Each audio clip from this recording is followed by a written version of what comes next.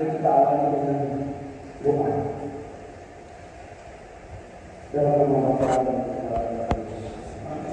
Oke, Saudara dan Bapak Ibu, kalau baca dengan Roh Kudus pasti sudah paham. Kalau tidak baca dengan Roh Kudus susah paham. Soalnya itu hukumnya untuk mengerti dan memahami kitab suci. Kita tadi rata-rata sudah ikut misa semua pasti ya, 75% lah bisa paham. Apa temanya di situ? Tema umumnya.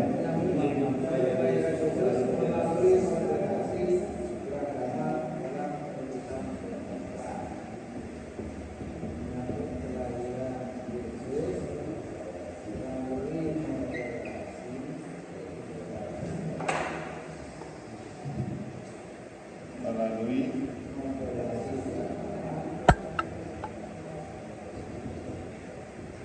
moderasi beragama atau hidup beragama.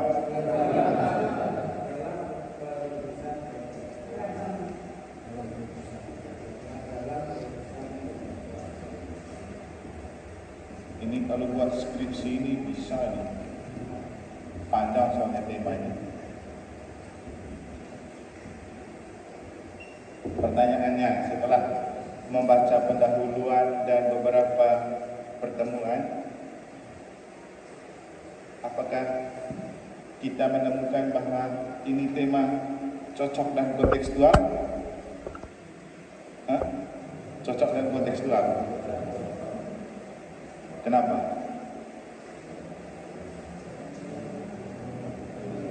Coba, siapa yang menganggap dan melihat ini cocok dan kontekstual? Alasannya? Kalau saya melalui dua dasar hukum kasih. Mengalami dua dasar hukum kasih yang kemudian membuat dasar kasih itu jadi masalah sehingga harus ada tema ini, itu apa? Yang lain lagi, yang merasa ini cocok dan kontekstual itu kenapa? Harus ada alasannya. Padahal karena selama ini masih banyak perselisihan antara agama. Masih ada perselisihan antara agama. Makanya ini cocok. Di negara ada nggak? Oke. Di negara saya rasa susah cari ada konflik agama ya. Pak Frans, alasannya apa?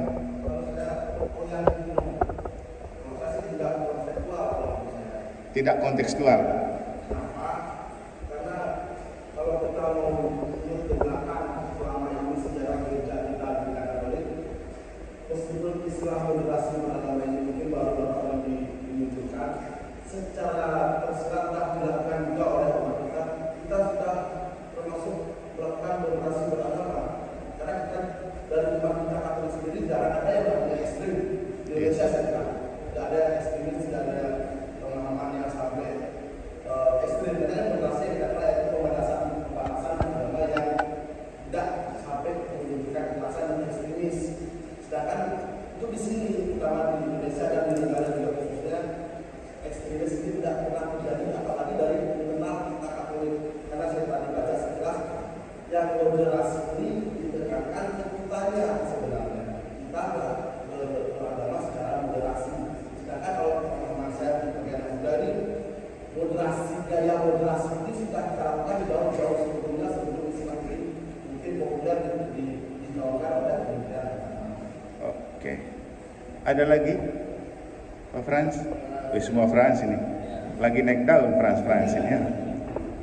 Kalau menurut saya sih cocok dengan tema yang diberikan melalui gereja Katolik, karena menurut saya kenapa kontekstual?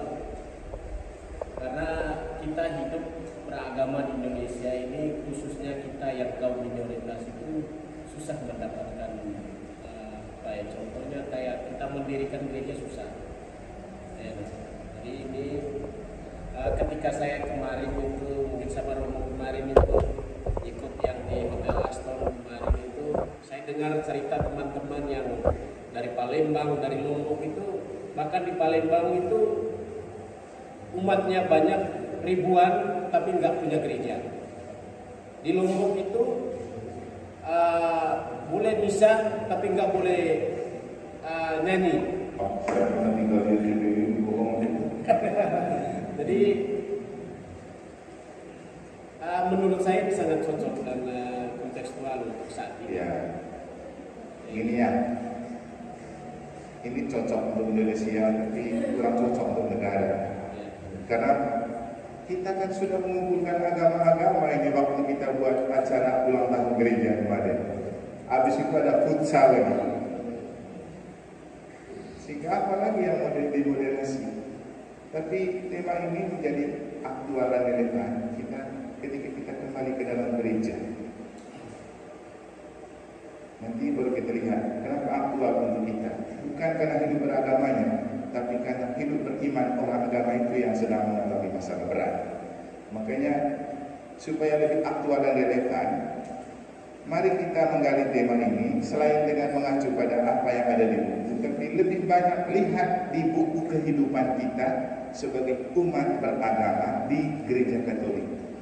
Supaya ketika sharing nanti kan lebih relevan dengan pengalaman yang kita alami. Karena ketika kita bicara tentang konflik antara agama, khususnya untuk di Jembrana, rasanya susah, hampir tidak ada. Maka saya tadi suruh kita baca untuk coba memahami itu, dan sekarang saya kasih pendalaman yang untuk bahan ini nanti kita bisa baca di buku, tapi ada hal lain yang tersangkut paut dengan tema ini yang coba kita gali di dalam hidup yang konkret dari hidup beriman dan beragama kita. Kita kembali ke tema.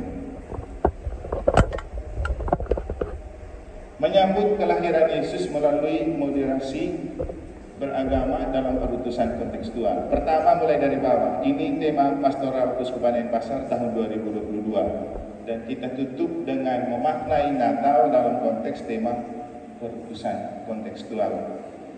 Kontekstual berasal dari kata teks dan kon. Apa itu teks? Kita selalu berpikir teks itu ada di buku. Teks. Tapi ada banyak teks yang tidak ada di buku tetapi ada di kehidupan. Karena itu kalau kita melihat kehidupan sebagai sebuah buku, maka ada banyak teks yang kita alami. Kalau dicatat semua hidup kita dari hari ke hari, buku itu lalu jadi kurang. Dan inilah yang coba kita lihat, teks-teks yang ada di kehidupan kita yang tidak tercatat di buku. Kon itu bagaimana kita melihat kondisi sekitar teks. Maka kontekstual artinya memaknai keberadaan kita di sini dan kini dalam konteks hidup di sekitar kita. Maka untuk kita, teksnya sekarang itu Gereja Katolik Paroki Santo Petrus Negara. Konteksnya kita yang sedang dikelilingi oleh orang-orang lain di gereja ini. Itu konteksnya. Maka ada banyak kondisi di sekitar kita yang perlu kita maknai.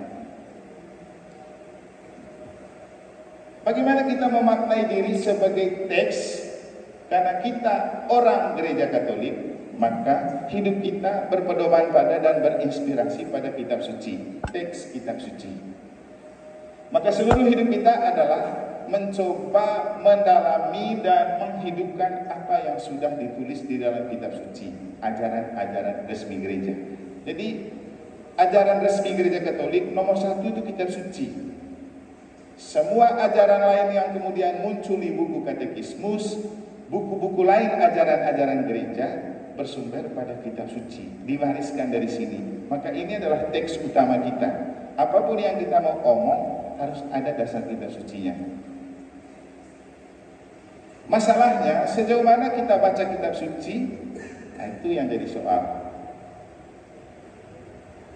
Konteks artinya bagaimana kita memaknai teks kitab suci, atau bagaimana kita coba mengerti isi kitab suci dalam konteks teks itu ditulis. Contoh, nanti di pertemuan pertama kita pakai teks kitab suci dari mana itu?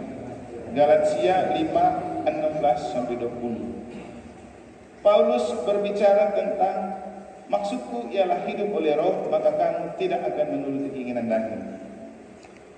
Kita memaknai kata-kata Paulus ini dalam konteks siapa yang sedang mendengar dia waktu itu, bagaimana kondisi hidup pada waktu itu, makanya dia omong begini gitu.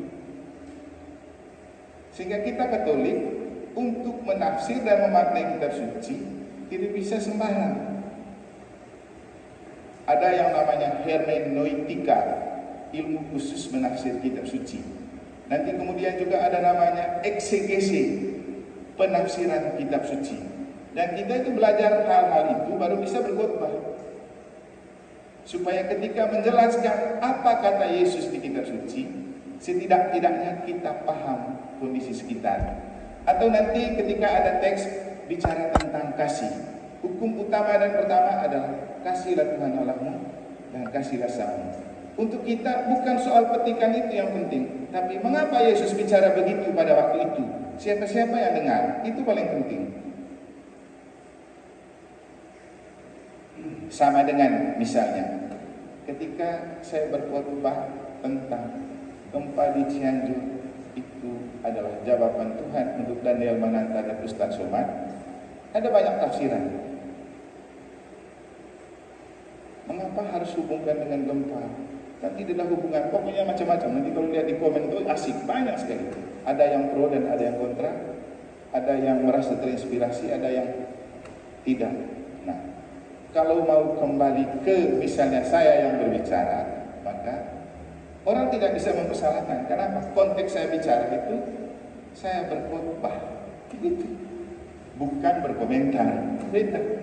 Kalau saya berkomentar, lain ceritanya. Kalau saya berkhotbah, saya akan memaknai pesan kitab suci dalam konteks kenyataan yang sedang aktual.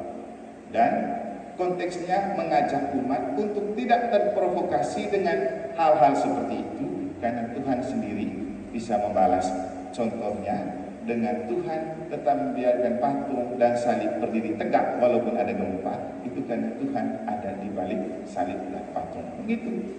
Tapi orang lain menafsir, seolah-olah gempa itu kutukan karena Somad dan Daniel sudah ngomong itu. Dan dalam hidup kita banyak masalah itu terjadi karena salah tafsir. Salah tafsir lalu salah paham.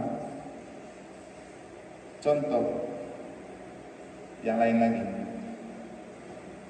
Pak Frans guyon dengan teman-temannya di kantor. Anggaplah itu adalah teman kerja perempuan. Karena mereka sudah akrab, mereka bebas berkata-kata dalam nada guyon. Tapi tiba-tiba ada orang lain yang tidak paham kalau mereka teman, dia bisa menafsir guyonan itu sebagai sesuatu yang serius. Lalu dia cerita tentang guyonan itu kemana-mana, seolah-olah mereka lagi bercumbu. Begitu. Padahal dia tidak mengerti konteks kalau dia guyon sama teman karena mereka sudah sering sama-sama. Jadi begitu, mengerti konteks, dan kita mengerti kitab suci harus mengerti konteks. Waktu itu Yesus ngomong karena apa dan untuk apa dan didengar oleh siapa. Begitu juga nanti ketika kita bicara tentang memakai orang Samaria yang baik hati, kita harus mengerti konteks.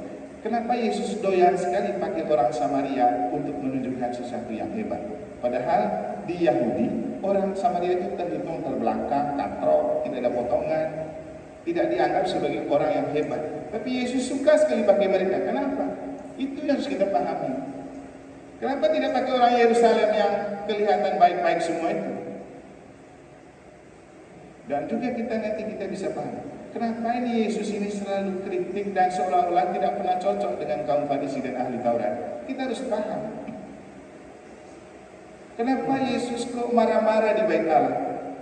Kalau orang yang tidak mau lihat sikon, pasti yang diambil Yesus marah. Oh, Tuhan apa begini? Kok marah? Tapi mereka tidak mengerti konteks bahwa Yesus marah karena mereka salah manfaatkan Bait Allah. Mungkin juga kalau Romo berkhotbah, orang salah tafsir. Romonya marah-marah. Padahal mereka tidak mengerti konteks apa yang terjadi. Begitu. Jadi kontekstual artinya memaknai setiap teks atau hal yang ada dalam konteks apa yang ada di sekitar. Karena kalau kita mau mengerti dan memahami seseorang atau sesuatu, kita juga harus tahu di sekitarnya itu ada apa. Nah sekarang konteks keindonesiaan kita itu ada banyak agama, ada 6. Ditambah lagi iman dan kepercayaan yang tidak diakui dalam 6 agama, tapi tetap diakui sebagai agama dan kepercayaan. Banyak tuh. Konteks kita ada 6 agama. Dan faktanya dalam perjalanan agama ini kurang rukun. Hidup melenceng dari definisi agama. Dan bahkan ada yang membenarkan diri dan merendahkan yang lain, sehingga membatasi ruang gerak orang lain. Karena itulah ada inisiatif dari pemerintah melalui Kementerian Agama untuk moderasi beragama. Karena agama-agamanya tidak rukun, maka perlu dimoderasi. Kita adalah orang yang masuk dalam kondisi ini, maka kita diajak untuk moderasi. Ini bukan idenya Gereja Katolik, tapi Kementerian Agama dan Bangsa. Dan tahun ini 2022 Indonesia mencanangkan tahun toleransi. Dan penjelmaannya dilakukan oleh Kementerian Agama dengan ide moderasi beragama supaya sejalan. Kita sebagai warga negara Indonesia yang 100% Katolik, 100% Indonesia ikut mendukung hal ini karena memang kita ingin hidup damai.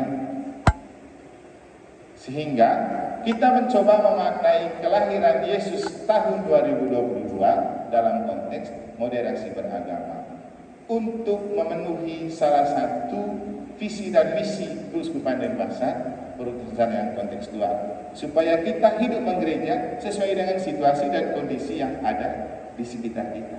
Itulah maksudnya kita mengambil tema menyambut kelahiran Yesus melalui moderasi agama dalam perutusan kontekstual. Sekarang kita mulai dari kenapa agama itu jadi masalah. Karena kalau bukan agamanya yang jadi masalah, tapi sebenarnya hidup beragamanya yang jadi masalah. Karena semua agama itu baik. Jadi agama jadi masalah. Bukan agama, tapi hidup beragamanya. Karena kalau kita kembali ke definisi agama seperti ada di situ berasal dari kata a dan gama. Artinya tidak, ini ricu. Ricu apa lagi? Kacau. Jadi kalau agama berarti tidak ricu, tidak kacau. Beragama berarti menjalani hidup untuk tidak ricu, tidak kacau. Ini agama. Kita Gereja Katolik bukan saja beragama, karena kita hidup lebih penting dan lebih dalam dari agama. Itu apa? Iman.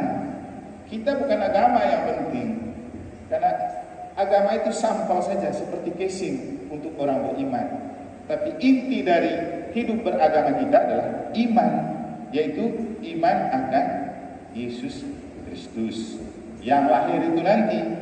Ini kuncinya, iman akan Yesus dengan ajaran utamanya adalah cinta kasih universal. Kenapa kita percaya kepada Yesus? Karena ini. Tidak tahu Bapak Ibu, mengapa percaya kepada Yesus? Kalau saya senang percaya kepada Yesus karena dia mengajarkan cinta kasih universal. Ini kuncinya. Ngapain percaya pada Nabi yang menciptakan dan mau umatnya perang? Nabi apa itu?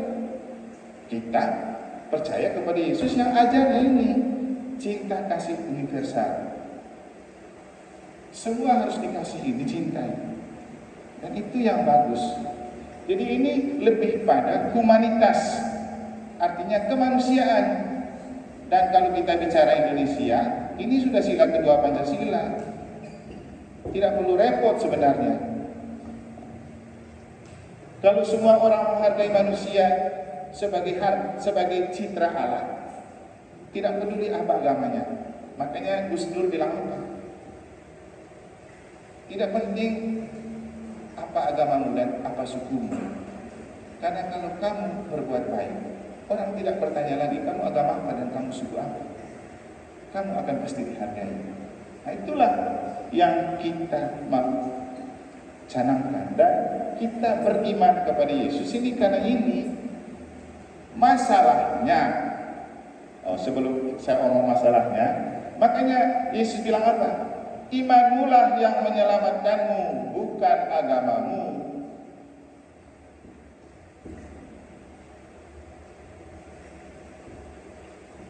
Jadi ini taruhan kita.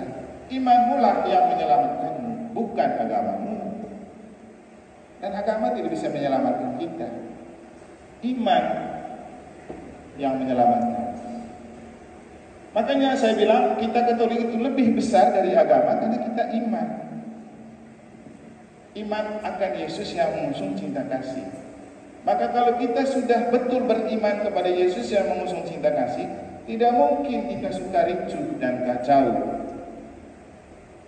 Jadi kalau kita betul beriman kepada Yesus dengan cinta kasih dan kasih, tidak mungkin kita suka ricuh dan kacau. Sehingga tanpa agama pun kita akan tetap tidak ricuh dan tidak kacau. Tapi faktanya banyak orang Katolik yang suka ricuh dan suka kacau. Makanya tema ini relevan untuk kita. Bukan ricuh antara agamanya yang ada, ricuh di antara kita. Kalau saya bicara tentang ricuh di antara kita, jangan berpikir kelompok ini dan kelompok itu. Mulai dari di dalam keluarga Anda, tidak ada ricuh apa enggak? Tidak ada konflik. Padahal semua orang beragama, orang beriman. Tapi pasti di dalam keluarga ada konflik. Jangan dulu bicara di dalam keluarga, di dalam pribadi. Siapa yang tidak ada konflik di dalam dirinya? Siapa? Ketika kita dilema, itu sebenarnya kita punya pribadi sedang konflik antara pilih itu atau ini.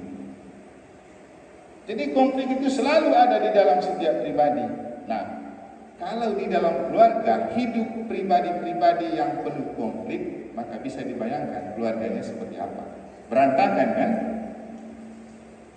Jadi kalau di dalam keluarga hidup pribadi konflik, maka pasti keluarganya tidak pernah aman. Siapa itu pribadi konflik? Orang yang tidak mampu memanage masalah untuk menjadi sesuatu yang berahmat. Jadi konflik itu terjadi di setiap pribadi, dan ketika orang tidak mampu memanage konflik itu, maka terciptalah luka batin dan luka hati, dan itu yang membuat konflik berkepanjangan. Nah, ada di sini tadi kan pengalaman terluka, pengalaman terluka. Makanya Paulus bilang apa? Jangan menjadikan hidup dan keluargamu sebagai rumah sakit, tempat di mana rasa sakit itu ditumbuh kembangkan. Kan itu. Jangan jadikan keluarga sebagai rumah sakit, tempat di mana semua rasa sakit hati dipelihara. Kalau bertengkar hari ini, malam kamu tidur bersamaan, harus selesai masalahnya. Jangan disimpan, ditumpuk, karena ketika itu disimpan dan ditumpuk, itu akan menumpukan konflik-konflik yang kemudian suatu saat akan meledak dan hati pasti terluka. Sehingga konflik itu tidak hanya karena agama, karena pribadi tidak mampu memanage persoalan, maka hidup penuh konflik. Nah, sekarang kita bayangkan, kalau dalam keluarga orang tidak bisa memanage hidup dirinya dengan konflik yang ada, maka keluarga itu adalah kumpulan orang-orang berkonflik. Apa jadinya keluarganya? Setelah di keluarga kumpul orang yang penuh konflik dan hidup di KBG, maka apa jadinya KBG itu? Mesti penuh konflik. Dan KBG yang penuh konflik menghidupkan lingkungan, maka akan jadi lingkungan yang penuh konflik. Dan kalau lingkungan hidup dengan konflik, akan menciptakan paroki yang penuh konflik. Seperti paroki Santo Petrus Negara, sudah 55 tahun konflik terus kan? Kenapa? Memelihara konflik dan tidak mampu memanage persoalan mulai dari dalam diri. Makanya tema ini aktual karena mengajak kita kembali ke dalam diri, lihat ke dalam diri. Kalau mau jujur, siapa yang tidak punya konflik di dalam dirinya? Ada. Siapa yang tidak punya konflik di keluarganya? Ada. Siapa yang tidak punya konflik di KBG-nya? Ada. Yang ada adalah pura-pura tidak tahu dan pura-pura merasa tidak ada. Ini juga bahaya. Karena kalau kita pura-pura tidak tahu dan merasa tidak ada, itu seperti kita memelihara api dalam sekam atau kucing dalam selimut.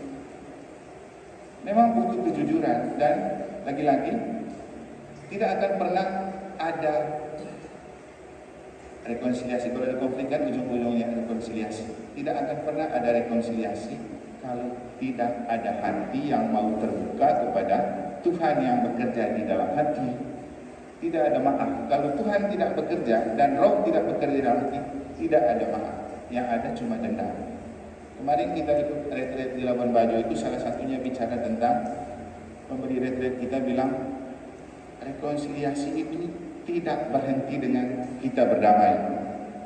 Karena yang paling penting setelah berdamai, luka hatinya sembuh enggak? Nah, ini masalahnya. Kan di hidup kita kan ketika ada konflik, kita paksa berdamai, jabat tangan selesai. Benar, sudah selesai. Di depan kita dia berjabatan tangan, pulang dia buat lagi. Itu dia pura-pura kocok-kocok tangan di depan kita. Dia salah Pak, selesai belum. Mungkin dia pulang dan dia buatkan strategi baru. Dan inilah yang membuat masalah agama di Indonesia tidak pernah selesai. Kenapa? Di permukaan kelihatan berdamai, tapi di bawah tidak.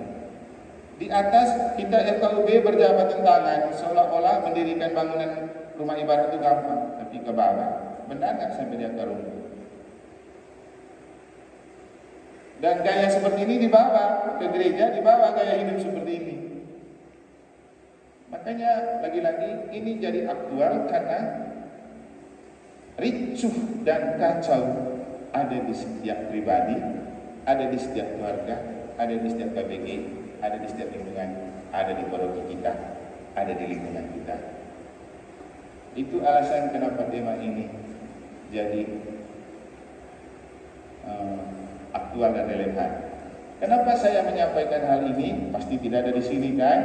Maksudnya nanti kalau sharingnya lebih mendalam, lebih relevan. Apa yang kita alami dalam hidup itu yang kita bagikan untuk mempersiapkan diri menyambut Natal. Jangan bicara orang punya agama yang jauh-jauh yang tidak ada gunanya untuk kita.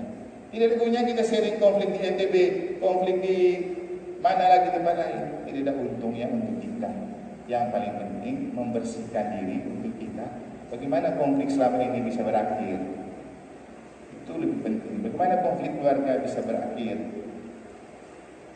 Jadi, saya rasa kita punya masalah keluarga yang tumpuk di keluarga masing-masing. Belum lagi kalau sudah mulai ada hubungan menantu, mertua, tangka, lebih ribet. Makanya sering saya komentar ke adik-adik dan ke keluarga-keluarga saya, sekarang ini lebih baik kita bersaudara dengan yang tidak sedara daripada bersaudara dengan yang betul-betul sedara. Kenapa? Tema pertama itu benar. Apa itu? Egoisme. Orang itu tidak peduli kau kakak atau adik. Kalau sudah namanya kau rebut harta, kau tidak peduli, itu saudara. Yang penting saya menang, saya dapat, itu masalah apa? Egoisme. Makanya tema pertama jadi aktual itu. Satu, egoisme. Siapa yang tidak egois? Siapa? Egois artinya ingin menang sendiri. Siapa yang tidak pernah punya rasa itu? Saya juga ada, banyak lagi. Maunya saya terus yang menang, ada. Nah ini yang perlu kita sharingkan. Saya sendiri punya pengalaman ketika bagaimana saya memaksakan kehendak untuk saya menang, ternyata menciptakan banyak persoalan yang lebih besar. Ada pengalaman banyak. Kita juga pasti punya. Jadi ketika kita nanti sharing tentang egoisme, yang kita lihat adalah sikap dan tingkah laku kita yang hanya ingin mementingkan dan memenangkan diri, dan kita lupa pada orang lain. Itu banyak.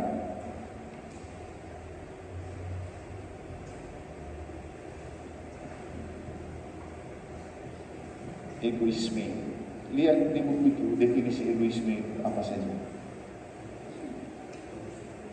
pertemuan 1. Tadi kan sudah baca, pasti langsung jawab ini. Di bagian apa itu egoisme ini? Sikap egoisme melahirkan di halaman 5. Sikap egoisme melahirkan sikap keras kepala, kasar, tidak peduli, antisosial, anti dialog, tertutup, playing victim. Ini main untuk korban-korban saja. Menang sendiri, merasa paling benar, tanpa kompromi, suka mempersalahkan orang lain, ekstrim, brutal, fanatik, fatalis, yang ditunjukkan oleh seorang atau kelompok orang atau bahkan satu negara dapat saja terjadi. Banyak sekali di paroki kita kan egoisme. Banyak. Maka kalau betul mau jujur sharing pengalaman tentang egoisme, waktu tidak cukup untuk pendalaman AKP. Yang jadi masalahnya ketika kita mencari pengalaman orang dan ketika kita tidak menjumpai pengalaman orang, lalu kita mentok, tidak ada bahan untuk sharing, kan gitu. Padahal punya pengalaman banyak. Kenapa saya omong yang begini-begini? Kita fasilitator itu bisa pancing nanti mereka untuk bicara tentang pengalaman egoismenya waktu sharing, waktu pendalaman. Itu paling penting. Jadi istilahnya kita itu buat pendalaman atau sharing itu untuk masuk bengkel atau di depan cermin dengan mengacu pada tema yang ada, kita bongkar diri kita sendiri. Bukan untuk diperdebatkan, dipersoalkan, tapi untuk direfleksikan dan didoakan. Kan itu. Jadi itu pertama, egoisme. Dan inilah yang menjadi tema pertama yang kita alami. Dikasih judul apa di situ?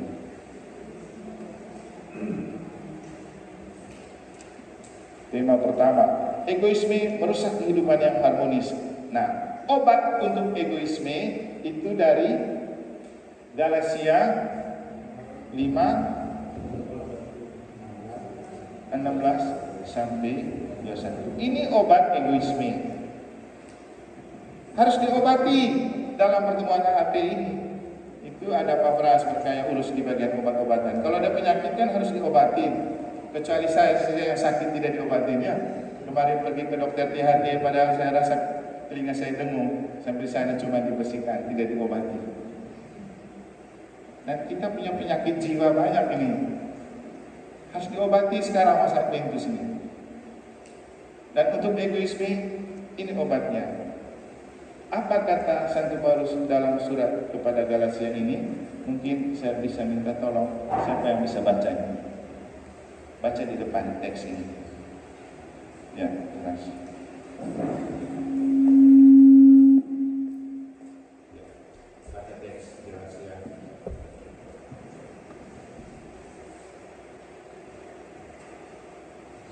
Bacaan dari Galatia bab 5 ayat 16 sampai 21. Maksudku ialah hiduplah oleh roh, maka kamu tidak akan menuruti keinginan daging. Sebab keinginan daging berlawanan dengan keinginan roh, dan keinginan roh berlawanan dengan keinginan daging. Karena keduanya bertentangan, sehingga kamu setiap kali tidak melakukan apa yang kamu kehendaki. Akan tetapi jikalau kamu memberi dirimu dipimpin oleh roh, maka kamu tidak hidup di bawah hukum Taurat. Perbuatan daging telah nyata, yaitu percabulan, kecemaran, hawa nafsu, penyembahan berhala, sihir, perseteruan, perselisihan, iri hati, amarah, kepentingan diri sendiri, percideraan, roh pemecah, kedengkian, kemabukan, pesta pora, dan sebagainya.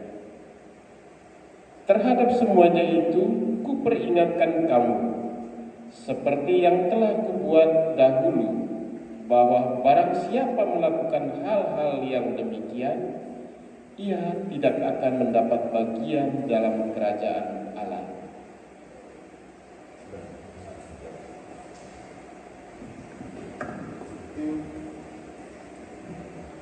Obatnya. Dan sebenarnya Santo Paulus itu menambah lagi deretan litani egoisme. Kalau di teks tadi egoisme itu hal-hal yang sudah kita sebutkan di Galatia, Paulus tambahkan lagi dengan lebih detail yang konkret dalam hidup. Dan kenapa Paulus berbicara begini kepada umat di Galatia? Karena kondisi di sana waktu itu seperti yang dituliskan. Nah, pertanyaannya, kondisi seperti ini masih hidup nggak di zaman sekarang? Malah lebih banyak lagi ya, berkembang ya. Tapi semua berakar pada egoisme, maunya menang sendiri. Maka tawaran Santo Paulus agar tidak terlalu egois, caranya apa tadi? Kenakan roh. Kenakan roh. Mengapa kita perlu selalu berdoa dan ikut misa? Supaya kenakan roh. Coba Bapak Ibu rajin ikut misa dan doa. Hal yang tidak mungkin bisa mungkin terjadi. Mungkin kamu sangat tidak suka dan benci dengan seseorang, tapi tetap ada muncul rasa belas kasih untuk memaafkan. Yang penting kan orang datang minta maaf kan. Memaafkan ada kalau orang datang minta maaf. Dan kita, kalau orang datang minta maaf, masih berani menolak? Coba. Kan hampir tidak ada ya. Tetap ada juga yang tidak mau memaafkan. Ada yang bertengkar bertahun-tahun itu. Kenapa? Mengandalkan perasaan manusiawi untuk menghadapi sebuah kenyataan kebencian. Tapi coba kalau bawa dalam doa, biarkan Roh Kudus bekerja. Mungkin ada yang sering doa kepada Roh Kudus di buku doa sumber kekuatan. Saya tiap hari melakukan doa itu. Sehingga walaupun hari ini misalnya Pak Markus melukai dan menyakiti saya, besok dia datang minta maaf, saya sudah maafkan. Atau juga setelah itu nanti saya sudah jadi ingat lagi.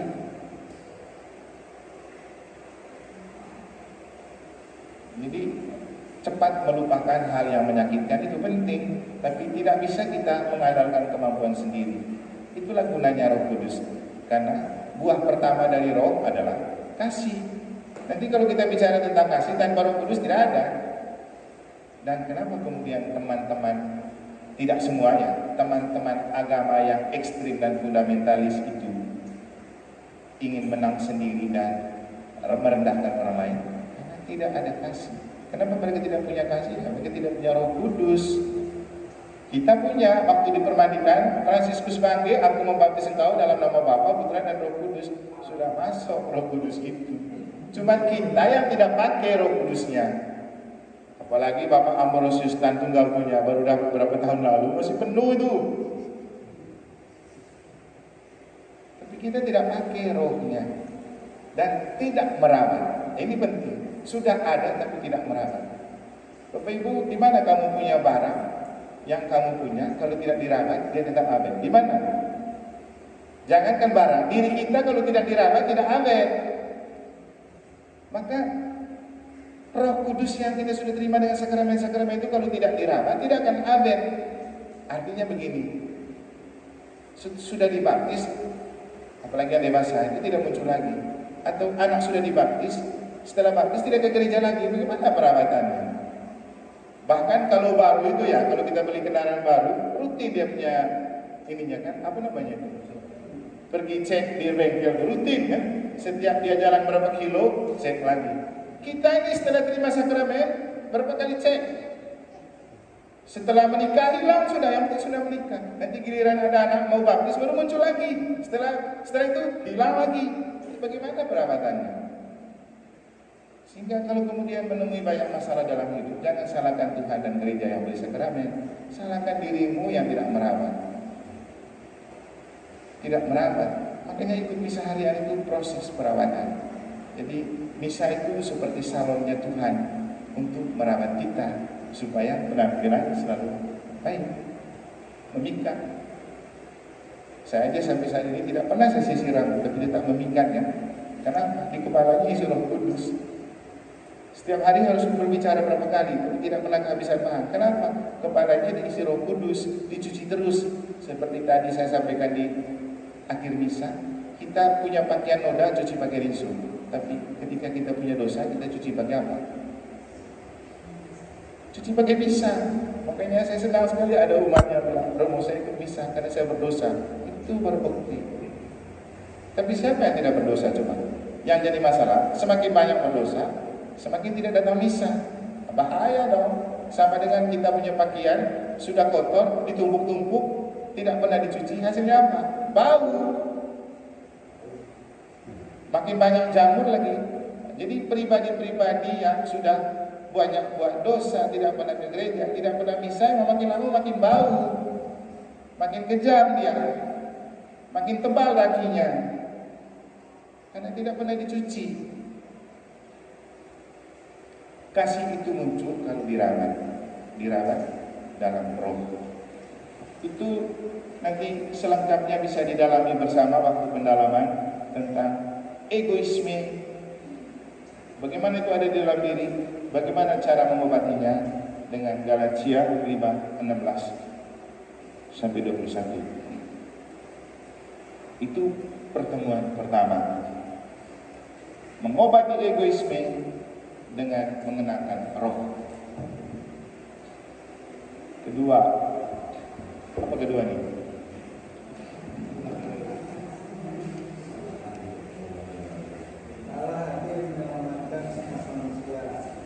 Allah hadir menyelamatkan semua manusia. Kehadiran Allah, Allah hadir. Allah hadir. Ini penting. Teksnya apa ini? Siapa yang baca? Ibu-ibu dulu. Yohanes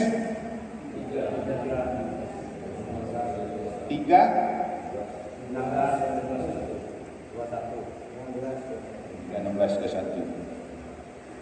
Ya, kita kasih ibu dari 1 Yohanes. Komi. Yohanes punya.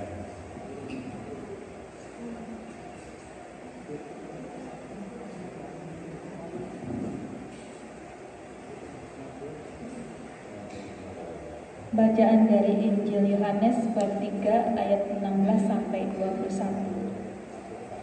Karena begitu besar kasih Allah akan dunia ini, sehingga Ia telah mengaruniakan anaknya yang tunggal, supaya setiap orang yang percaya kepadanya tidak binasa, melainkan beroleh hidup yang kekal.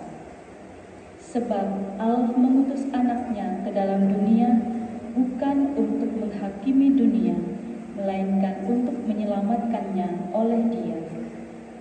Barang siapa percaya kepadanya, ia tidak akan dihukum. Barang siapa tidak percaya, ia telah berada di bawah hukuman, sebab ia tidak percaya dalam nama Anak Tunggal Allah. Dan inilah hukuman itu. Terang telah datang ke dalam dunia, tetapi manusia lebih menyukai kegelapan daripada terang, sebab perbuatan-perbuatan mereka jahat. Sebab barang siapa berbuat jahat, membenci terang, dan tidak datang kepada terang itu, supaya perbuatan-perbuatannya yang jahat itu tidak nampak. Tetapi barang siapa melakukan yang benar, ia datang kepada terang, supaya menjadi nyata bahwa perbuatan-perbuatannya dilakukan dalam Allah. Demikianlah sabda Tuhan.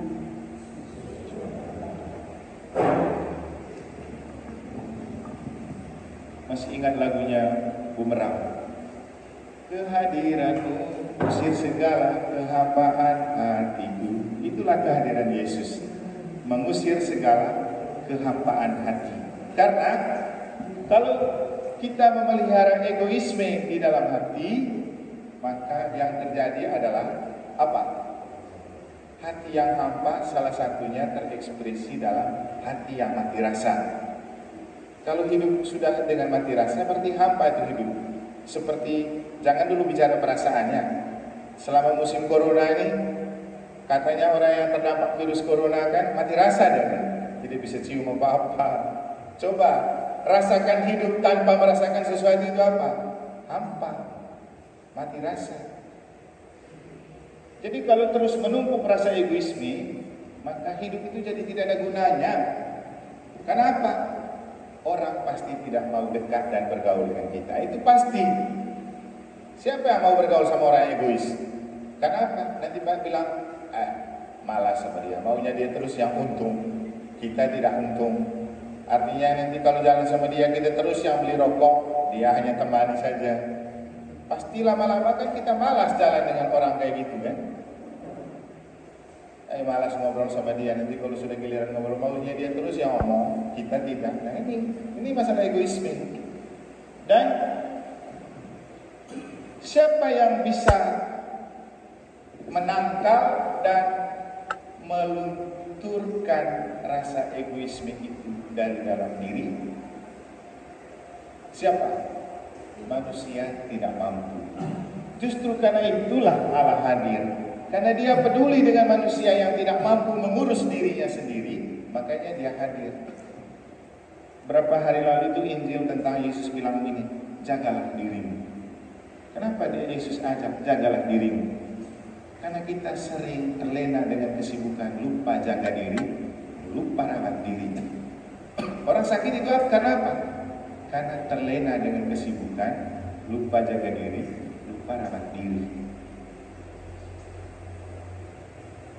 Orang yang tipes, kalau sudah capek kan cepat dia sakit. Siapa yang salah? Kita tidak jaga diri. Begitu ada pekerjaan lembur terus, lupa tidur. Itu karena kita tidak jaga diri. Ada kesempatan untuk olahraga dan berkeringat, tidak mau pakai. Ada kesempatan duduk ngobrol sama orang, tidak mau manfaatkan. Sibuk dengan kerja terus. Kan lama-lama kita yang capek dan kemudian kita yang sakit karena tidak jaga diri. Pertanyaannya, siapa yang jaga dirimu? Siapa yang jaga? Apalagi kalau sakit, siapa yang jaga kita? Coba. Kalau sakit biasa mungkin ada perawat dan dokter dan ada keluarga yang jaga. Kalau kamu sakit hati, siapa yang jaga? Coba. Siapa yang pernah sakit hati dan ada orang yang jaga dia? Siapa? Coba. Kalau kita sakit hati, ada orang yang datang jaga kita lagi sakit hati? Tidak ada. Siapa yang jaga? Tuhan datang untuk menjaga kita. Karena ketika kita sakit hati, pilihannya berdoa saja.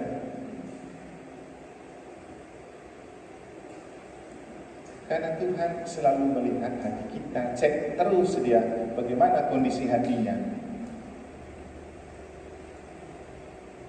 Tuhan melihat hati.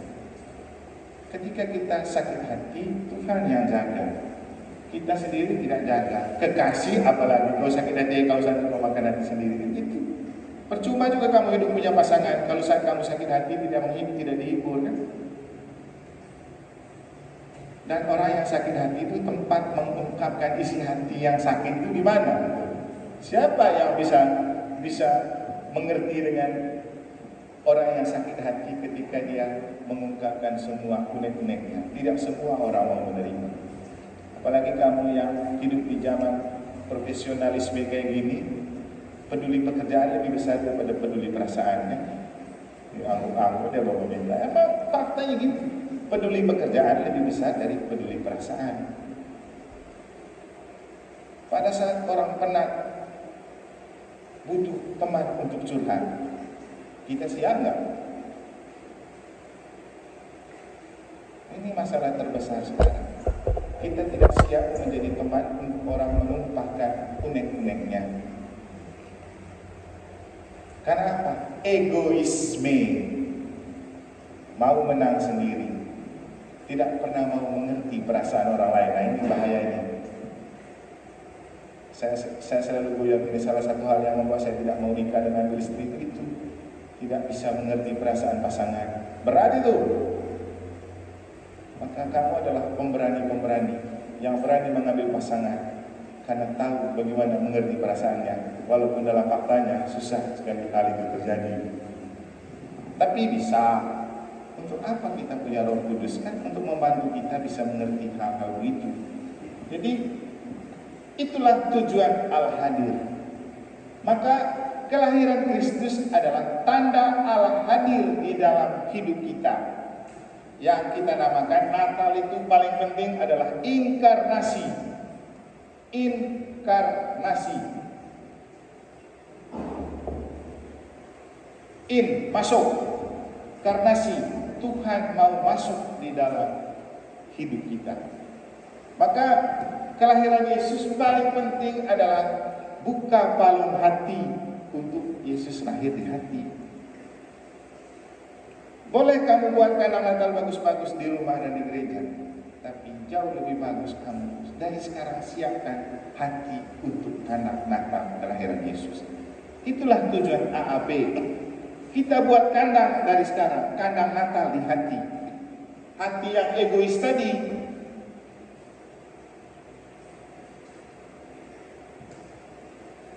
Jadi 1 Yohanes mengatakan Allah hadir karena peduli.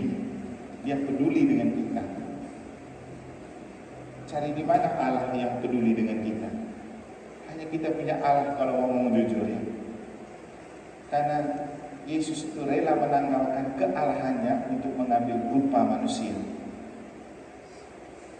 Padahal dia anak Allah, mau jadi anak manusia, lahir melalui seorang ibu. Sekarang anak manusia lahir di rumah sakit elit-elit, tapi Yesus pilih lahir di kandang. Hanya untuk mau menyamakan diri dengan kita manusia. Itulah arti dari Al-Hadir. Hadir dalam diri Yesus yang memilih menjadi manusia seperti kita, yang sama seperti kita dalam segala hal, kecuali dalam hal dosa. Dan orang yang paling paham tentang peristiwa inkarnasi adalah Yohanes. Kenapa Yohanes? Karena dia adalah murid yang cerdas. Dia punya daya refleksi yang lebih daripada rasul-rasul lain. Mungkin karena itu Yesus itu suka dengan Yohanes. Karena kemudian muridnya dikasih Yesus kan Yohanes. Karena dia cepat tanggap. Kalau Petrus ini kan ya andalkan meremok saja dan tua saja Petrus. Saya mau botaknya. Karena dia lebih tua, menghargai, ya sudah Yesus angkat dia sebagai paus pertama. Tapi kalau Yohanes cerdas. Makanya waktu Yesus bangkit dikuburkan, sama-sama Petrus dan Yohanes lari cepat-cepat. Petrus ini tidak cepat paham, Yohanes yang cepat paham. Jadi itulah yang membuat dia punya refleksi yang lain dari orang lain tentang Yesus. Kalau baca di kitab suci ini kan, dia punya lain cara melukiskan Yesus yang lahir, yang jadi manusia. Pada mulanya adalah Firman, Firman itu adalah Allah. Firman itu menjelma menjadi manusia yang tinggal di antara kita. Susah untuk kita paham, tapi itu sangat dalam. Sesuatu terjadi dimulai dengan kata-kata. Kamu menikah mulai dengan kata-kata. Kalau kamu tidak mengatakan I love you, tidak mungkin orang mau menikah dengan kamu. Jadi mulai dari kata-kata. Aku suka dengan kamu, jatuh cinta pada kamu. Kata-kata itu kemudian yang membuat mau menikah. Tidak ada orang menikah langsung tubruk saja begitu tanpa dia keluarkan kata-kata dulu. Atau ada dulu. Paling mereka yuki saja begitu. Kata-kata dulu. Semua bermulai dari kata-kata. Kalau punya ibu pernah saya bilang begini, kamu juga kalau mau buat anak kan pasti omong dulu, minta dulu, ayo kita tidur. Semua bermulai dari kata-kata. Tidak ada yang terjadi di dunia ini yang tidak terjadi mulai dengan kata-kata. Nah, Yesus menjelma menjadi manusia mulai dari kata-kata. Tuhan berfirman. Tuhan buat manusia juga melalui kata-kata. Di kitab Kejadian, Allah berfirman, tidak baik kalau dunia itu tidak ada isi. Maka mulailah Tuhan bersabda, pisahkan air dan pokoknya gitu-gitu. Jadi mulai dari firman. Kehadiran Allah dimulai dari kata-kata Tuhan mau menjelma menjadi manusia atau inkarnasi. Nah, kita bersyukur bahwa kita punya Tuhan yang mau lahir sebagai manusia, dan paling utama Tuhan mau lahir di hati supaya hati kita jangan egois. Itu yang kedua. Yang ketiga,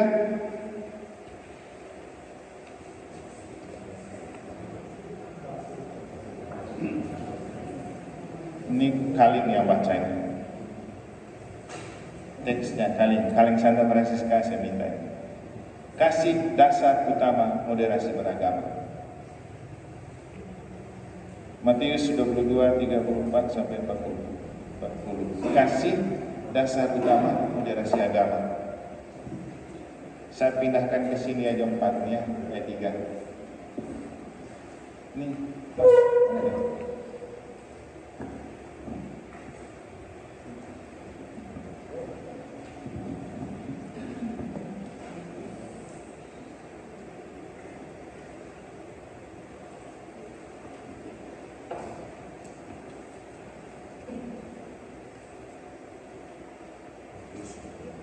Bacaan dari Injil Matius bab 22 ayat 34 sampai dengan 40. Ketika orang-orang Farisi mendengar bahwa Yesus telah membuat orang-orang Saduki itu bungkam, berkumpullah mereka. Dan seorang dari mereka, seorang ahli Taurat, bertanya untuk mencobai dia, "Guru, hukum manakah yang terutama dalam hukum Taurat?" Jawab Yesus kepadanya, "Kasihilah Tuhan Allahmu dengan segenap hatimu dan dengan segenap jiwamu dan dengan segenap akal budimu. Itulah hukum yang terutama dan yang pertama. Dan hukum yang kedua yang sama dengan itu ialah, kasihilah sesamamu manusia seperti dirimu sendiri." Pada kedua hukum inilah tergantung seluruh hukum Taurat dan kitab para nabi. Demikianlah sabda Tuhan.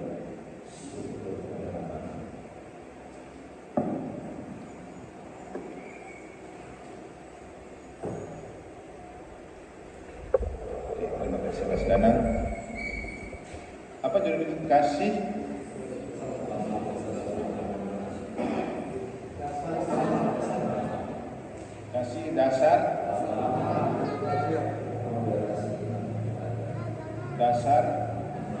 dasar utama ya, bukan Pancasila lagi. Moderasi, kasih dasar utama moderasi beragama. Kalau kita lihat di teks Matius berapa tadi?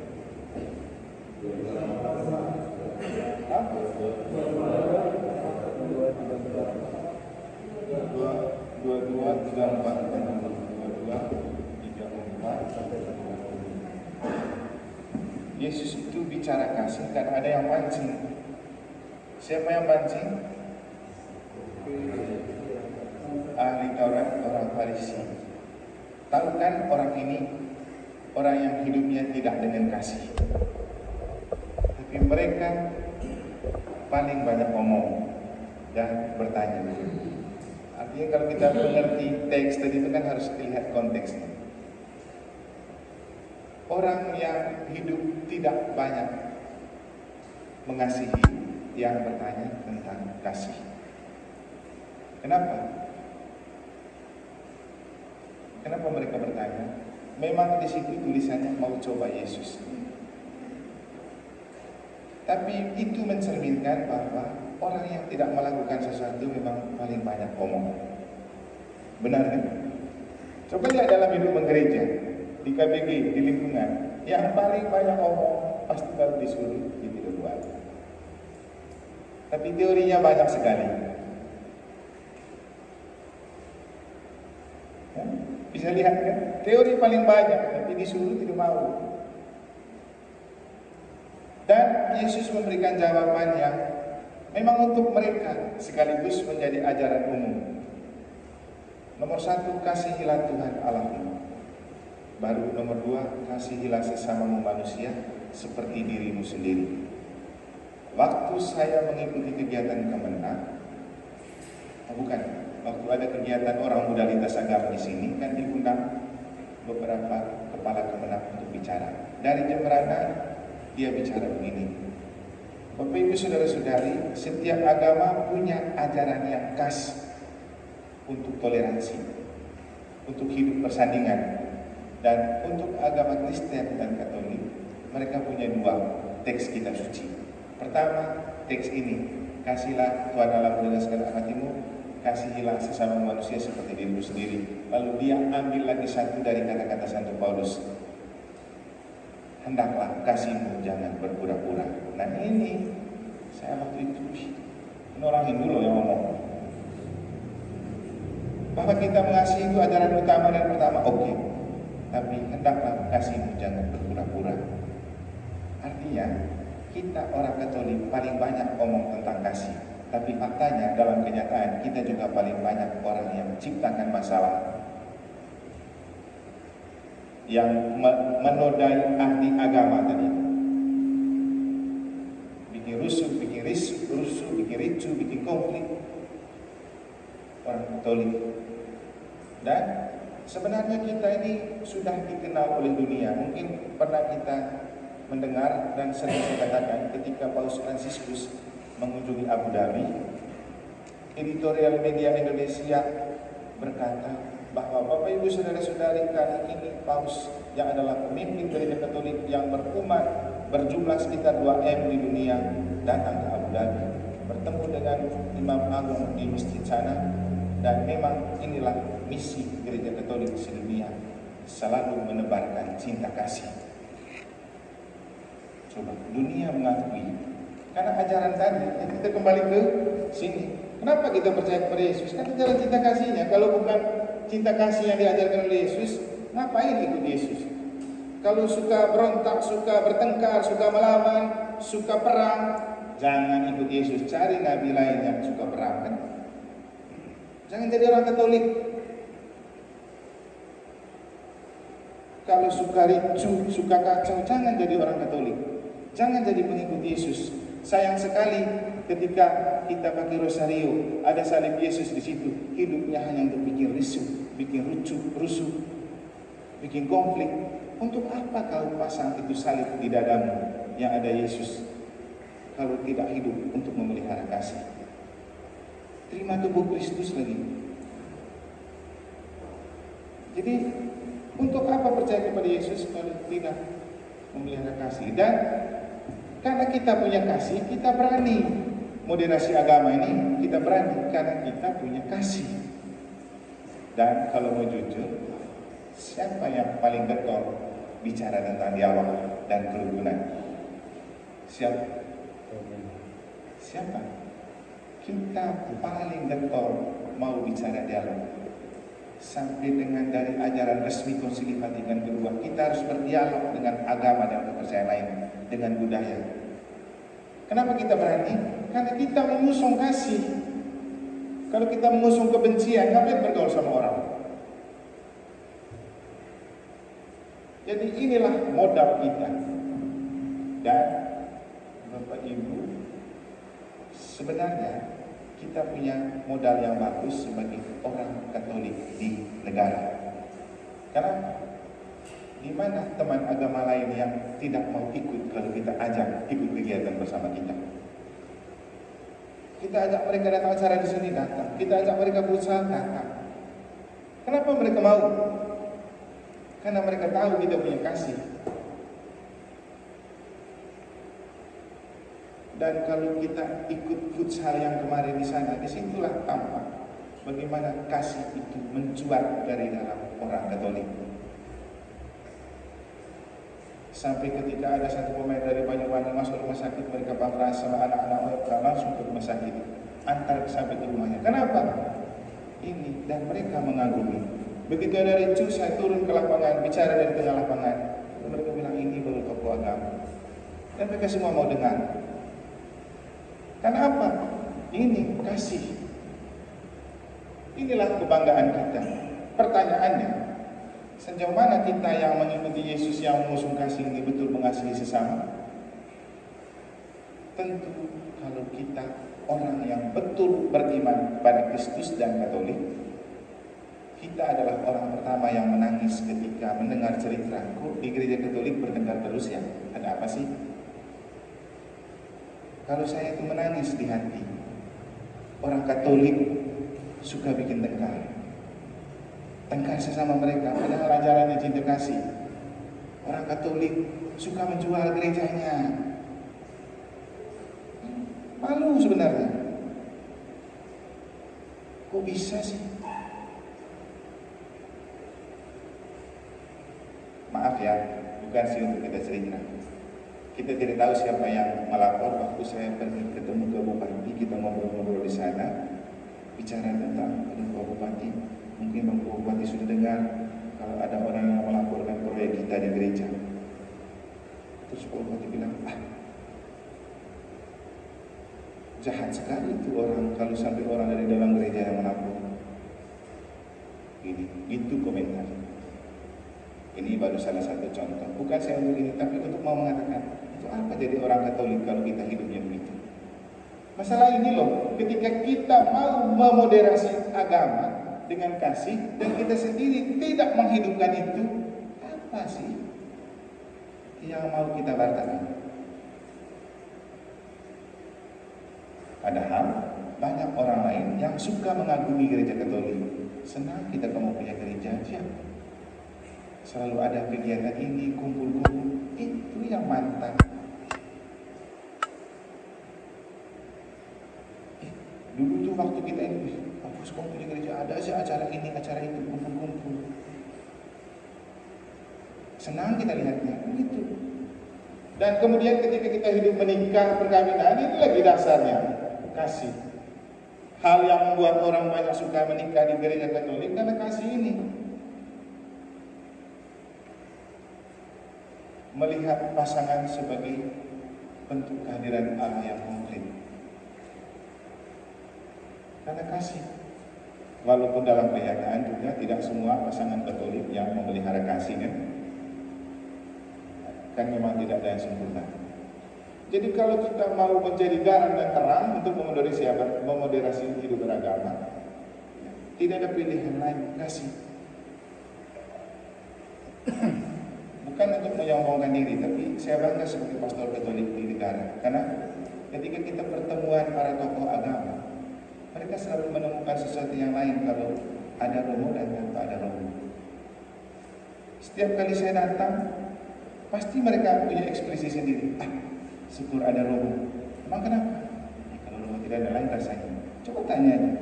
Mereka selalu mengaku begitu. Tentu bukan karena eman anonya, tapi karena spiritualitas tadi itu. Karena bisa tiap hari membuat kita ada penampakan berbeda. Nah, memang tidak semua orang bisa melihat begitu.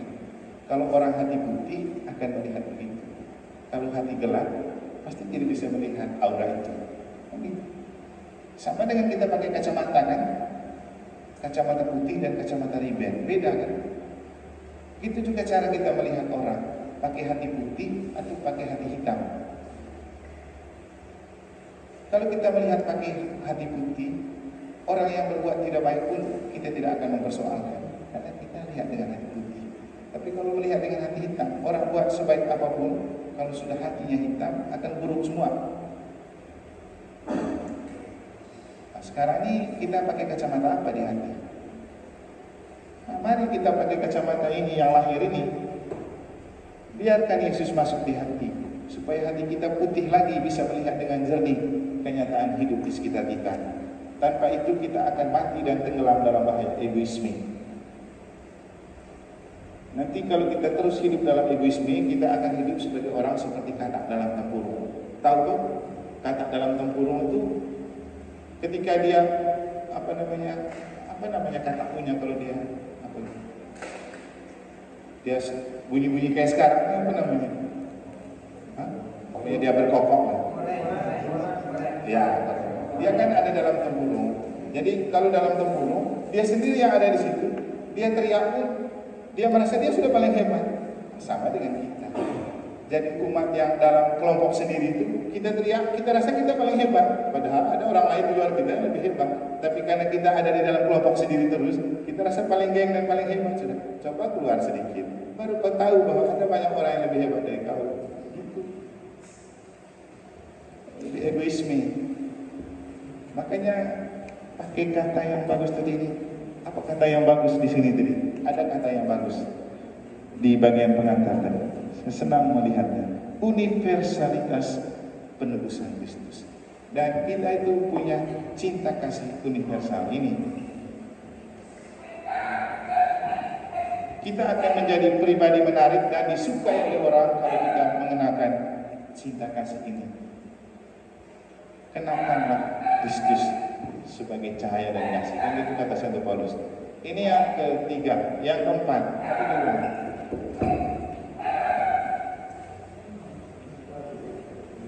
Empat, kita diutus untuk menghadirkan kasih. Kita diutus untuk menghadirkan kasih. Ini orang Samaria baik hati ini. Teks apa ini?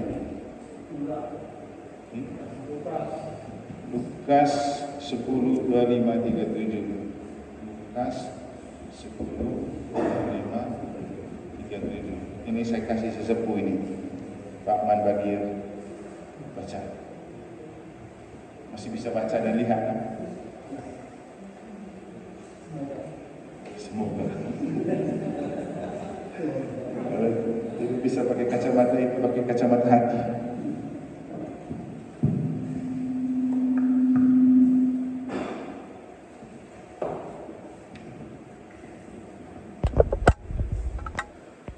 Bacaan diambil dari Injil Lukas bab 10 ayat 25 sampai 37.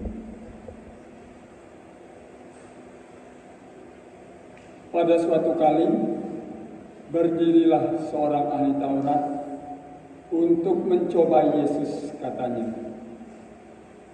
"Guru, apa yang harus kuperbuat untuk memperoleh hidup yang kekal?" Jawab Yesus kepadanya, "Apa yang tertulis dalam hukum Taurat? Apa yang kau baca di sana?" Jawab orang itu, "Kasihilah Tuhan Allahmu dengan segenap hatimu, dan dengan segenap jiwamu, dan dengan segenap kekuatanmu, dan dengan segenap akal budimu. Dan kasihilah sesama manusia seperti dirimu sendiri." Kata Yesus kepadanya, "Jawabmu itu benar. Perbuatlah demikian, maka engkau akan hidup." Tetapi untuk membenarkan dirinya, orang itu berkata kepada Yesus, "Dan siapakah sesamaku manusia?" Jawab Yesus, "Adalah seorang yang turun dari Yerusalem ke Yeriko. Ia jatuh ke tangan penyamun-penyamun yang bukan saja merampoknya habis-habisan, tetapi yang juga memukulnya, dan yang sesudah itu pergi meninggalkannya setengah mati. Kebetulan ada seorang imam turun melalui jalan itu. Ia melihat orang itu, tetapi ia melewatinya dari seberang jalan. Demikian juga seorang Lewi datang ke tempat itu. Ketika ia melihat orang itu, ia melewatinya dari seberang jalan. Lalu datang seorang Samaria yang sedang dalam perjalanan ke tempat itu. Dan ketika ia melihat orang itu, tergeraklah hatinya oleh belas kasihan. Ia pergi kepadanya, lalu membalut luka-lukanya. Sesudah ia menyiraminya dengan minyak dan anggur. Kemudian ia menaikkan orang itu ke atas keledai tunggangannya sendiri, lalu membawanya ke tempat penginapan dan merawatnya. Keesokan harinya ia menyerahkan 2 dinar kepada pemilik penginapan itu, katanya, "Rawatlah dia, dan jika kau belanjakan lebih dari ini, akan aku menggantinya waktu aku kembali." Siapakah di antara ketiga orang ini menurut pendapatmu adalah sesama manusia dari orang yang jatuh ke tangan penyamun itu? Jawab orang itu, "Orang yang telah menunjukkan belas kasihan kepadanya." Kata Yesus kepadanya, "Pergilah dan perbuatlah demikian." Demikianlah sabda Tuhan.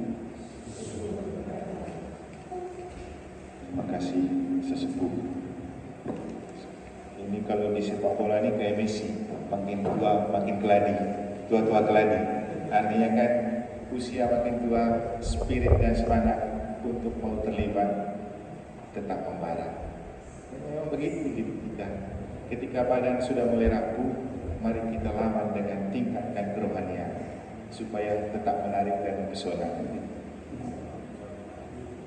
Ini sekarang kita diutus untuk menghadirkan kasih. Contohnya orang Samaria yang baik hati. Kenapa hatinya baik? Kenapa? Kenapa orang Samaria ini baik hati? Kenapa?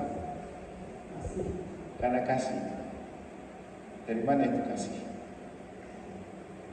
Nah, ini yang kita mau gali. Tidak akan pernah ada orang mengasihi, menghadirkan kasih kalau tidak ada hati yang tergerak oleh belas kasih. Kan gitu. Tidak mungkin kita mengasihi kalau tidak ada hati yang tergerak oleh belas kasih. Nah, bagaimana supaya ada hati yang tergerak oleh belas kasih? Harus pernah mengalami sentuhan kasih Allah. Ini tidak akan pernah ada rasa belas kasih kalau tidak pernah mengalami sentuhan kasih Allah. Pertanyaannya, kapan Allah menyentuh hati kita? Nah, ini dia pertanyaan. Kapan Allah menyentuh hati kita? Kapan? Kalau kita tidak membuka hati terhadap kehadiran Allah, kita tidak akan pernah merasakan sentuhan kasih Allah. Ini kuncinya. Kalau kita tidak membuka hati terhadap kehadiran Allah, tidak akan pernah kita menemukan sentuhan kasih Allah. Dan kalau kita tidak pernah jatuh dan terperosok dalam sebuah masalah yang di dalamnya kita menemukan Tuhan mengasihi kita, tidak akan pernah kita sehebat itu mengasihi orang. Yang dalam bahasa tadi, perlakukanlah orang lain seperti anak ingin diperlakukan. Kalau kita mau berbelas kasih kepada sesama, kita harus mampu menemukan orang yang berbuat berbelas kasih kepada kita.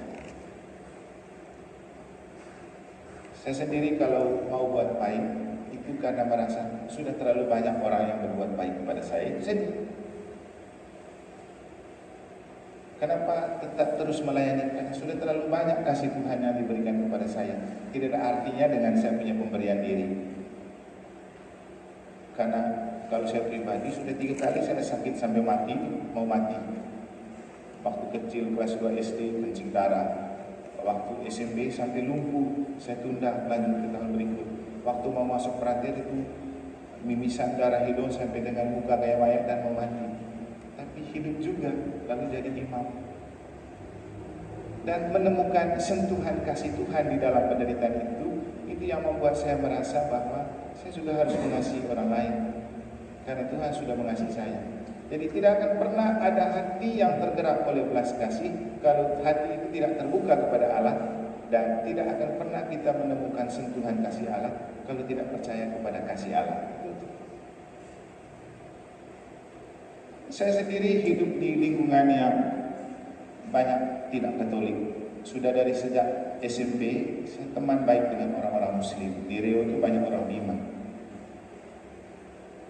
Dan waktu itu saya tinggal di lingkungan orang-orang Bima itu banyak waktu SMP.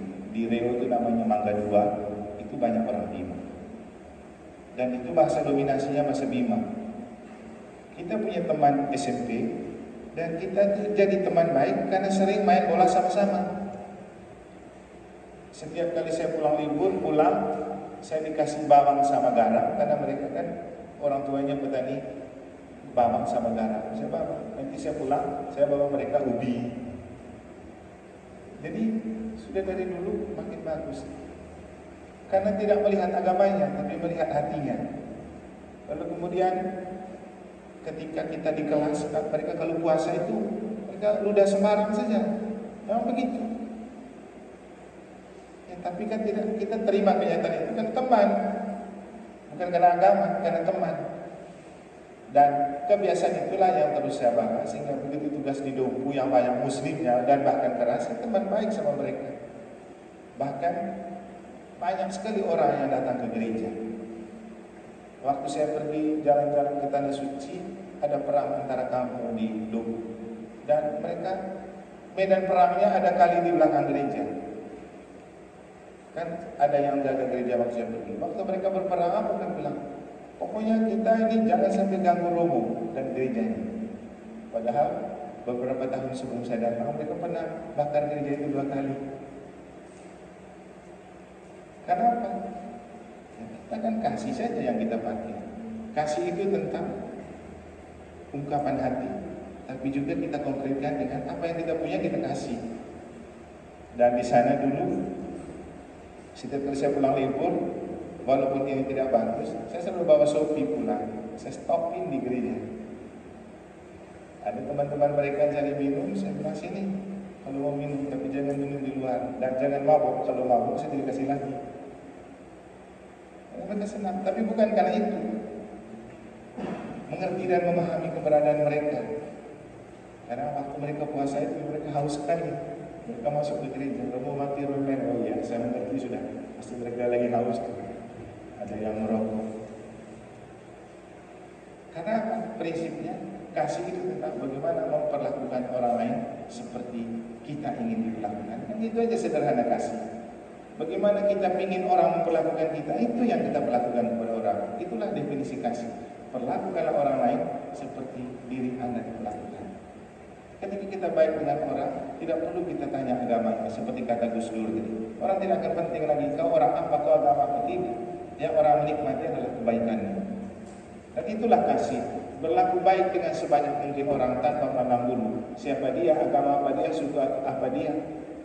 Sehingga saya menganjurkan kepada kita umat di negara bahwa kita punya arisan dan kelompok arisan itu baik, tapi jangan membatasi kasih dalam kelompok. Boleh arisan di kelompok, tapi jangan membatasi kasih dalam kelompok. Kasih itu harus universal. Jadi inilah 4 hal yang coba kita dalami untuk pendalaman AAB. Kalau lihat ini pusing ya, tapi saya rasa penjelasannya sudah cukup untuk kita bisa simak. Selanjutnya bisa baca bahan ini kalau memang dibutuhkan dan bisa dimengerti. Kalau tidak, bayangkan lagi tadi hal-hal ini. Kesimpulannya begini, kita akan mendalami tema menyambut kelahiran Yesus melalui relasi beragama dalam perutusan kontekstual. Yang paling penting poin ini, egoisme. Dan kalau bicara tentang egoisme, tentu terlalu luas kita bicara tentang moderasi beragama. Karena yang paling penting adalah konflik di dalam diri. Itu paling penting. Konflik di dalam diri, konflik di dalam keluarga, konflik di dalam lingkungan, konflik di dalam paroki, itu terjadi karena egoisme, merasa diri paling benar, yang lain semua salah, ingin menang sendiri, yang lain tidak boleh menang. Nah, ini maka dalami teks Galatia 16 sampai 21, kenakan roh. Itu kenakan roh. Bagaimana cara roh itu dikenakan? Ikut misa, ikut kegiatan rohani. Namanya saja kegiatan rohani. Untuk roh itu dikenakan di dalam diri kita. Karena roh itu yang akan mengikis rasa egoisme yang ada di dalam diri kita, supaya lawan dari egoisme itu apa? Lawan dari egoisme. Itu penting supaya kita gampang mengobatinya. Lawan egoisme apa? Hah? Lawan egoisme adalah, ada istilahnya altruisme atau dermawan. Makanya tadi selain di ini, kemudian akhirnya kita mencoba menemukan obat dari egoisme juga dalam cerita orang Samaria yang baik hati. Itu kan contoh orang yang tidak egois, mencoba menempatkan diri pada posisi orang, kan gitu. Karena dia mau bantu orangnya itu, karena dia berpikir kalau saya yang mengalami nasib seperti itu bagaimana? Mungkin ini kuncinya untuk tidak egois. Kalau saya diperlakukan begitu, rasanya bagaimana? Ini yang sering kita tidak sadari. Terlalu royal dan obral kata-kata untuk menghina dan memfitnah orang, tidak pernah berpikir kalau kau yang digituin rasanya bagaimana. Jadi itu. Yang kedua, untuk mengobati egoisme, Tuhan mau hadir dalam Natal. Maka pertama dan utama, mari buka hati untuk membiarkan Allah hadir di hati kita. Karena Tuhan butuh lahir di hati sebagai palungan untuk kita bisa meredam egoisme. Kalau Tuhan sudah hadir di hati dan di dalam hidup kita, maka otomatis ada kasih di hati, karena Allah adalah kasih. Kan itu kata Santo Yohanes, Allah adalah kasih. Maka kalau sudah ada Allah hadir di hati, pasti hati kita ada kasih. Kalau sudah ada Allah dan ada kasih di hati, terlalu mudah untuk menghadirkan kasih, karena pasti ada rasa belas kasih di dalam hati, karena sudah ada Allah. Jadi gampang menghadirkan kasih. Dengan kata lain, kalau mau menghadirkan kasih, hadirkan dulu Allah di hatimu. Dan tidak akan pernah ada Allah mau hadir di hati kalau masih egois. Maka obati dulu egoisme supaya Allah mau hadir. Ketika Allah hadir, nanti ada kasih tinggal di hati. Dan kalau kasih sudah tinggal di hati, kita pasti siap diutus untuk melahirkan kasih kepada sesama di sekitar. Kurang lebih seperti itulah tema yang coba kita geluti. Selamat berproses, selamat mendalami. Semoga kita bisa menjadi garam yang terang untuk umat. Dan lagi-lagi, mungkin beberapa hal tadi bisa dijadikan acuan dan inspirasi untuk memancing umat agar pendalamannya itu aktif. Jangan terlalu terpikat dan terpaku pada bahan, supaya tidak susah mencari bahan. Dan pastikan umat yang hadir jangan berpikir terlalu jauh di luar diri dan hidupnya. Kembali ke dalam hidup masing-masing, hidup yang konteks sesuai dengan apa yang kita alami di sekitar kita, supaya bahannya betul menjadi inspirasi bagi hidup dan ada gunanya. Karena seluruh persiapan ini akan membantu kita menikmati dan memaknai Natal sebagai kelahiran baru dalam hidup. Tanpa itu, Natal sama saja sebagai sebuah perayaan rutin. Habis Natal, sama saja orang seperti itu. Harus ada sesuatu yang baru, karena kelahiran Yesus. Itu saja, sekian dan terima kasih. Mungkin ada pertanyaan, silakan. Kalau tidak ada juga syukur, karena ini sudah setengah main ini yang main jam 9. Tapi kalau ada silakan, saya beri kesempatan.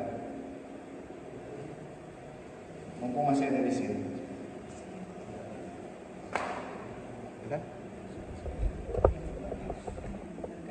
Marilah kita tutup pertemuan kita dengan doa. Dalam nama Bapa dan Putra